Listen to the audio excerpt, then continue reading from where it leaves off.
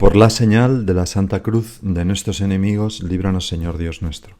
En el nombre del Padre, y del Hijo, y del Espíritu Santo. Señor mío y Dios mío, creo firmemente que estás aquí, que me ves, que me oyes. Te adoro con profunda reverencia. Te pido perdón de mis pecados y gracia para hacer con fruto este rato de oración. Madre mía Inmaculada, San José, mi Padre y Señor, Ángel de mi guarda, interceded por mí. Seguro que has jugado alguna vez a los barcos, ¿no? Esas cuadrículas donde se va diciendo A1, tocado, B2, tocado, C3, hundido, tocado y hundido, ¿no? Me acuerdo que se decía. Pues la Cuaresma debe tocar nuestra alma en profundidad. Por eso, Señor, ya al comienzo de este rato de oración te pedimos que nos toques el corazón con tu misericordia para hundir nuestro egoísmo y nuestra soberbia y poder convertirnos en personas cántaro, como decía en una ocasión el Papa Francisco, que derraman ese amor que reciben y atesoran en su interior procedente de Dios Padre, que lo derraman sobre todos los hijos de Dios. El Papa escribió un mensaje para la Cuaresma en el Año Santo de la Misericordia, el 2016, y aquel mensaje se llamaba Misericordia quiero y no sacrificio. Unas palabras tuyas, Jesús, que recoge el Evangelio de Mateo. Siempre, como ya hemos visto, la Cuaresma es tiempo de conversión. Pero esa conversión también siempre pasa por crecer personalmente en misericordia, por hacer más misericordioso nuestro corazón, precisamente porque la experimentamos de ti a raudales, Señor. Pero hay algo que es todavía más básico que la misericordia, porque está como en su base, la justicia. Y a la vez, la falta de misericordia ya en sí misma es una injusticia con el prójimo, porque habiendo recibido todos la misericordia de Dios que nos ha dado todo este mundo, ¿cómo no compartirlo con los hermanos más necesitados? Por eso, la falta de misericordia generalmente es una injusticia. Todos estos días nos presentan lecturas del Antiguo Testamento, generalmente de algún profeta, que son como aldabonazos en nuestro corazón de cristiano, ¿no? Tocado y hundido. Pues hoy es precisamente de Isaías. Y esta lectura contiene un reproche y una petición a Yahvé. Empieza así. Esto dice el Señor. Grita a pleno pulmón, no te contengas, alza la voz como una trompeta. Y aquí viene el reproche. Denuncia a mi pueblo sus delitos, a la casa de Jacob sus pecados. En realidad, el día de ayuno, hacéis vuestros negocios y apremiáis a vuestros servidores. Apremiáis en un sentido malo, ¿no? Explotáis, se podría traducir. A vuestros servidores ayunáis para querellas y litigios y herís con furibundos puñetazos. No ayunéis de este modo, si queréis que se oiga vuestra voz en el cielo. ¿Es ese el ayuno que deseo en el día de la penitencia? Inclinar la cabeza como un junco, acostarse sobre saco y ceniza, pero dar puñetazos, reñir, ser injusto. ¿A eso llamáis ayuno, día agradable al Señor? Y entonces viene la petición de Yahvé. Este es el ayuno que yo quiero. Soltar las cadenas injustas, desatar las correas del yugo, liberar a los oprimidos, quebrar todos los yugos, partir tu pan con el hambriento, hospedar a los pobres sin techo, cubrir a quien ves desnudo y no desentenderte de los tuyos. Entonces surgirá tu luz como la aurora. Enseguida se curarán tus heridas. Ante ti marchará la justicia. Detrás de ti la gloria del Señor. Entonces clamarás al Señor y te responderá. Pedirás ayuda y te dirá, aquí estoy. Es un mensaje clarísimo.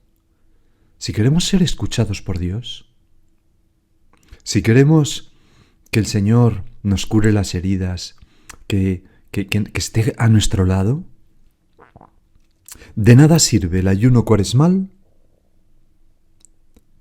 meramente exterior si no va acompañado de la justicia. Más aún, el mejor ayuno, nos dice Yahvé, es el ayuno de toda injusticia. Y la mejor limosna son las obras de misericordia. Este es el ayuno que yo quiero: soltar las cadenas injustas, desatar las correas del yugo, liberar a los oprimidos, quebrar todos los yugos, partir tu pan con el hambriento, hospedar a los pobres sin techo, cubrir a quien ves desnudo y no desentenderte de los tuyos. Sin esto, sin esta justicia y sin esta misericordia, la observancia exterior de las prácticas cuaresmales es una pura formalidad, algo exterior sin frutos del Espíritu, que desde luego no nos conduce a una mayor santidad, ni es motivo ni manifestación de una auténtica conversión. Por eso Yahvé dice: ¿es ese el ayuno que deseo en el día de la penitencia? Inclinar la cabeza como un junco, acostarse sobre saco y ceniza, cosas externas. ¿A eso llamáis ayuno, día agradable al Señor? No, Señor. El verdadero ayuno no es solo exterior. Lo exterior es valioso en la medida que es manifestación de lo interior. Pero si lo exterior es una pura formalidad, si no se hace interior, si no toca el corazón, si no nace del corazón, pues no vale nada. Esto que dices en el Evangelio de hoy, ¿no? ¿Acaso pueden los amigos del novio ayunar cuando están con el novio? Como diciendo, ¿qué sentido tendría ayunar cuando están con la alegría del novio? El corazón. Y por eso el Salmo 50, que se repite en el Salmo responsorial de hoy, nos dice: el sacrificio agradable a Dios es un espíritu quebrantado, un corazón quebrantado y humillado. Tú, oh Dios, no lo desprecias. Por tanto, ayuno de injusticias. Soltar las cadenas, desatar las correas, liberar a los oprimidos. Decía el Papa Francisco en una ocasión que a quien busca tranquilizar la conciencia asegurando: yo soy un gran católico, padre, me gusta mucho, yo voy siempre a misa, todos los domingos comulgo, se le podría quizás responder: está bien, ¿y cómo es la relación con tus empleados? ¿Les pagas en negro? ¿Les pagas el justo salario? ¿Depositas las aportaciones para la pensión, para asegurar la salud y las prestaciones sociales? Y si, lamentablemente, como se quejaba un poco el Papa, muchos hombres y mujeres tienen fe, pero dividen las tablas de la ley, ¿no? Sí, yo hago esto, los 3 primeros mandamientos de la ley de Dios que se refieren a Dios, pero no estos otros, los 7 mandamientos siguientes que se refieren al prójimo, ¿no? Se dijeran: sí, yo hago esto, y le preguntáramos: ¿pero das limosna? Y sigo leyendo al Papa: sí, siempre envío un cheque a la iglesia. Está bien, pero a tu iglesia, a tu casa, con los que dependen de ti, sean los hijos, sean los abuelos, sean los empleados, ¿eres generoso? ¿Eres justo? Porque no se pueden dar limosnas a la iglesia sobre las espaldas de la injusticia con los propios empleados. Qué palabras tan concretas, ¿verdad?, del Papa, dichas en un viernes de ceniza como el de hoy, pero del 2015. Nosotros, Señor, ni podemos, ni queremos, ni pretendemos vivir los 3 primeros mandamientos: amarás al Señor, santificarás las fiestas, no tomarás el nombre de Dios en vano, y olvidarnos de los 7 siguientes: honrar a nuestro padre y nuestra madre, no matar, no robar, no mentir, etcétera, etcétera. Soltar las cadenas injustas, liberar a los oprimidos. Esto también supone y significa liberar a quien hemos encadenado con nuestros prejuicios injustos. Y aquí me gustaría leer una historia bastante larga, pero que me ha conmovido. La he leído hoy en un libro mientras hacía un rato de lectura, y es la historia de Doña Anita, que por lo visto es un caso real. Dice así: Doña Anita es una vieja viejísima, viuda viudísima, que vive en una ciudad de cuyo nombre prefiero no acordarme. Doña Anita tuvo la desgracia de enviudar a los 4 días de casada, pues su marido murió siendo, no se acuerda si teniente o capitán, en una lejanísima guerra que ya no está muy segura si fue la de África o la de Cuba. Lo que sí sabe doña Anita es que su Paco la dejó con el cielo y la tierra, que de él solo queda una preciosa fotografía ya amarillenta, unas viejas sábanas de seda que solo se usaron 4 noches y una pensión de 5.105 pesetas. Con este fabuloso sueldo vive doña Anita, convertida ya en una gacela antediluviana rodeada por un mundo de monstruos, pero doña Anita se las arregla para que sus 5 billetes lleguen a fin de mes, dando por supuesto que las primeras 105 se las gasta cada día 30 al cobrar en una vela que enciende en honor y recuerdo de su Paco. Hace no muchos meses, un día 30, pagaron a doña Anita su pensión con un solo billete de 5.000, un billete de 100 y una moneda de 5 pesetas. A doña Anita le alegró tener por primera vez en las manos aquel billete, que le parecía un premio gordo, pero al mismo tiempo le entraron todos los temblores del infierno ante la hipótesis de que pudiera perderlo.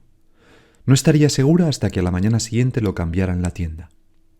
Y los sudores del infierno llegaron cuando, al ir a pagar sus verduras, después de su misa, se encontró con que a pesar de todas sus precauciones, o quizá a causa de ellas, el billete de 5.000 no aparecía. Doña Anita revolvió y volvió del revés su bolso, pero nada. Hizo 5 veces el camino que iba de su casa a la iglesia y de la iglesia al mercado, pero nada. Buscó debajo de todos los bancos del templo, corrió los muebles todos de su casa y nada. La angustia se hizo dueña de su corazón.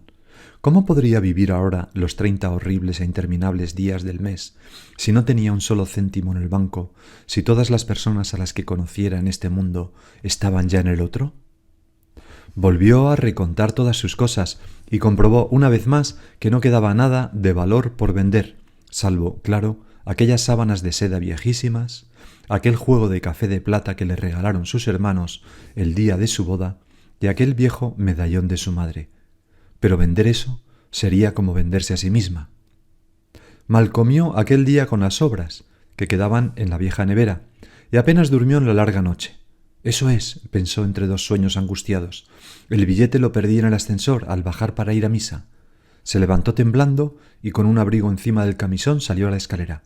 Pero ni en el ascensor ni en la escalera había nada, y regresó a su lecho como una condenada a muerte. A la mañana, cuando salió a misa, Dios era ya lo único que le quedaba, clavó en la cabina del ascensor una tarjetita en la que anunciaba que si alguien había encontrado un billete de 5.000 pesetas, hiciera el favor de devolvérselo a... Pero lo clavó sin la menor de las confianzas. Aquella misa fue la más triste de la vida de doña Anita. Cuando el sacerdote comenzó a rezar el Yo pecador, la viuda viudísima se acordó de que ayer, en una de sus idas y venidas, se había cruzado en la escalera con la otra viuda del cuarto, esa a la que los vecinos llamaban, para distinguirla de ella, la viuda alegre, y no sin motivos, según decían. Y había comprobado que acababa de estrenar un precioso bolso de cuero. Ahí estaban fundidas sus 5.000 pesetas. Era claro como la luz del día. Pero mientras el sacerdote leía el Evangelio, doña Anita recordó que las 2 chicas del tercero, esas que volvían todas las noches a las tantas, con sus novios, en motos estruendosas, habían llegado ayer aún mucho más tarde del ordinario, y doña Anita tembló ante el simple pensamiento de lo que aquellas 2 perdidas hubieran podido hacer con sus 5.000 pesetas. Cuando el sacerdote recitó el ofertorio, vino al pensamiento de doña Anita su vecino del segundo, el carnicero, un comunista malcarado, que ayer la miró al cruzarse con ella en la escalera con una mirada aviesa y repulsiva. Dios santo, ¿en qué habría podido invertir el comunista ese su dinero? En la consagración fue don Fernando, ese que decían que vivía con una mujer que no era la suya, la víctima de las sospechas de doña Anita. Y como la misa aún duró 10 minutos, fueron todos los vecinos uno a uno convirtiéndose en probabilísimos apropiadores de la sangre de doña Anita. Solo cuando, al ir a entrar en su piso, rabia le dio entrar en aquel bloque de viviendas corrompidas, tropezó doña Anita y al caérsele el misal salieron de él 12 estampas y un billete de 5.000 pesetas. Se dio cuenta, la vieja, de que era ella tonta, tonta, tonta, la culpable de sus sufrimientos. Y cuando se disponía a salir jubilosa hacia el mercado, alguien llamó a su puerta. Era la viuda del cuarto, que miren ustedes qué casualidad. Había encontrado la víspera un billete de 5.000 pesetas en el ascensor. Cuando ella se fue, pidiendo 1000 disculpas y diciendo que sin duda era de algún otro vecino que lo había perdido, llamaron a la puerta las 2 chicas del tercero, que también ellas, qué cosas, habían encontrado en la escalera otro billete de 5.000 pesetas. Luego fue el carnicero, y éste había encontrado no un billete de 5.000 pesetas, pero sí 5 billetes de 1.000 pesetas nuevecitos y juntos. Después subió don Fernando, y una docena de vecinos más, porque hay que ver qué casualidades. Todos habían encontrado billetes de 5.000 pesetas en la escalera. Y mientras doña Anita lloraba y lloraba de alegría, se dio cuenta de que el mundo era hermoso y la gente era buena, y que era ella quien ensuciaba el mundo con sus sucios temores. Me parece, Señor, que es una historia magistral, ¿no? Que nos ayuda a darnos cuenta de que tantas veces nosotros con nuestros sucios temores, con nuestros prejuicios, con nuestro corazón corrompido, somos los que encadenamos a los demás, les metemos en un yugo, los oprimimos, y eso es una grandísima injusticia. Por eso, Señor, te pedimos que nos ayudes a no prejuzgar, a no pensar mal de los demás, jamás. Seguía el profeta Isaías diciendo: el ayuno que yo quiero es partir tu pan con el hambriento, hospedar a los pobres sin techo, cubrir a quien ves desnudo y no desentenderte de los tuyos. Vamos a fijar los ojos en Dios. ¿Cuánto nos quiere? La creación, esa maravilla. ¿Cuánto nos da? La redención, ofrece su vida por nosotros. La Santa Misa. ¿Cuánto nos perdona en cada confesión? Y tantos otros momentos. No se cansa. La misericordia del Señor no tiene límites y estamos, Señor, siempre en deuda contigo. Bueno, pues ante este amor fuerte como la muerte, el pobre más miserable es quien no acepta reconocerse como tal delante de Dios. Cree que es rico, pero en realidad es el más pobre de los pobres. Y si eso ocurre es porque somos esclavos del pecado. Porque en realidad todos somos mendigos ante Dios, aunque a veces nuestra soberbia, nuestro egoísmo y autosuficiencia nos lo impidan ver. ¿Y cómo no compartir lo que Dios nos da abundantemente a nosotros que no tenemos nada y somos pobres y mendigos? Los mendigos se ayudan uno a otro impresionantemente. A veces das 5 a un mendigo y coge y reparte dando 1 a cada uno de los 4 compañeros. Bueno, pues, ¿cuál es el ayuno que Dios quiere? El ayuno de injusticias, que significa también el ayuno de la ausencia de misericordia. Es decir, Dios quiere el ayuno de la limosna, ¿no? La limosna. Ayunar para compartir, ayunar para dar a otros. Y aquí entran, pues, las obras de misericordia. Decía el Papa en aquel año jubilar que la Cuaresma de este año jubilar es para todos un tiempo favorable para las obras de misericordia. Mediante las corporales, decía, tocamos la carne de Cristo en los hermanos y hermanas que necesitan ser nutridos, vestidos, alojados, visitados, mientras que las espirituales tocan más directamente nuestra condición de pecadores, aconsejar, enseñar, perdonar, amonestar, rezar. Señor, ¿no podría yo hacer alguna de estas cosas, o todas, esta Cuaresma? Acompañar a un enfermo, ser más limosnero, dar una parte de mi sueldo para compartir con los necesitados, intentar acercar a Dios a esa persona.